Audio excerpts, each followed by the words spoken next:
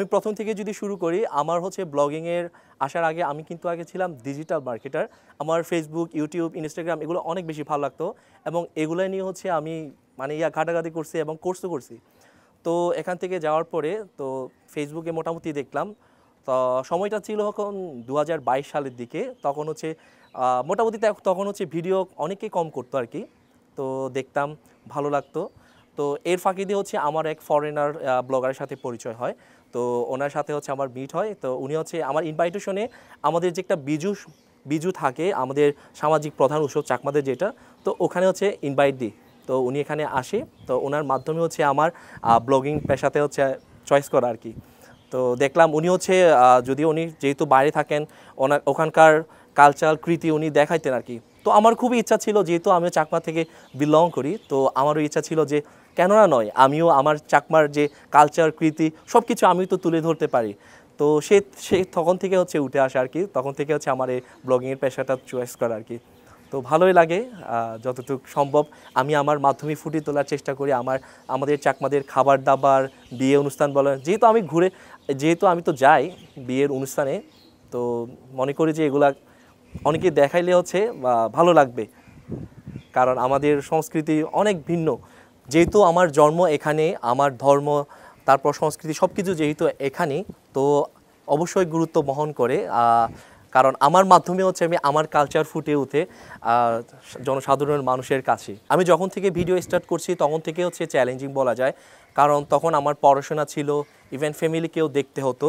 তো তার জন্য আমার ব্লগিংটা অনেক চ্যালেঞ্জিং ছিল আর কি। একসাথে সব কিছু করা আসলেই আমার জন্য মানে মুশকিল হয়ে পড়ছে। তারপরে হচ্ছে আমি এগুলো উঠে এসে যতটুকু পারি আমি ব্লগিংয়ে কাজ করতেছি এখনও মোটামুটি। কন্টেন্ট ক্রিয়েটরটা হচ্ছে আসলে খুবই মজার একটা, আপনি যখনই কোনো কাজ করতে যাবেন, ভিডিও করতে যাবেন, সব সময় মজাই লেগে থাকে আর কি।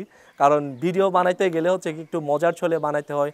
অনেক খারাপ অভিজ্ঞতাও ছিল, কারণ আমি তো পাহাড়ি এলাকা অনেক জায়গায় যাই, কারণ ওখানে গেলে হচ্ছে বিশাল বিশাল পাহাড় থাকে। তো ওখানে একটু চ্যালেঞ্জিং হয়ে যায় আমার ভিডিও করতে। ধরেন পাহাড় থেকে পড়ার সম্ভাবনা থাকে, কারো উঁচু নিচু পাহাড়ে ঘুরতে যায়, নেটওয়ার্ক থাকে না, এই ধরনের মোটামুটি চ্যালেঞ্জ, এত বেশিও না। তারপরেও যতটুকু পারি আমি মানে কাটিয়ে উঠছে আর কি এগুলো। আসলে শুরুর দিকে হচ্ছে কি ফ্যামিলি থেকে মোটামুটি মানে চাবো দিত না, কারণ যেহেতু পড়াশোনা ছিল, তো পরিবারের সবারই একটা ইচ্ছা থাকে যেহেতু পড়াশোনা করতেছি একটা চাকরি করব। কিন্তু আমি কিন্তু এর ফাঁকি দিয়ে মানে গ্র্যাজুয়েশন কমপ্লিট করার পরে হচ্ছে ব্লগিংয়ের পাশাপাশি কিন্তু আমি আমি চাকরিও করেছি আর কি, 2টা প্রাইভেট জবে চাকরি করেছি। তো বাসা থেকে মানে চাকরিটা বেশি প্রেফার করে আর কি, বলে যে চাকরি করো, এগুলো দিয়ে কি করবা, কন্টেন্ট ক্রিয়েটর করে বা কত কিছু বা হয়েছে। তারপরে হচ্ছে আমি ধরে নিয়ে এসেছি যে আমি এটাই করব, মোটামুটি এটা চালিয়ে নিয়েছি। তো চাকরির মাঝামাঝি যখন আমি করতেছিলাম, তো চাকরিতে হচ্ছে প্রচুর প্যারা ছিল, মানে ফ্রিডম লাইফ ছিল না। তো স্যালারিও খুবই মোটামুটি যাই বলি আর কি।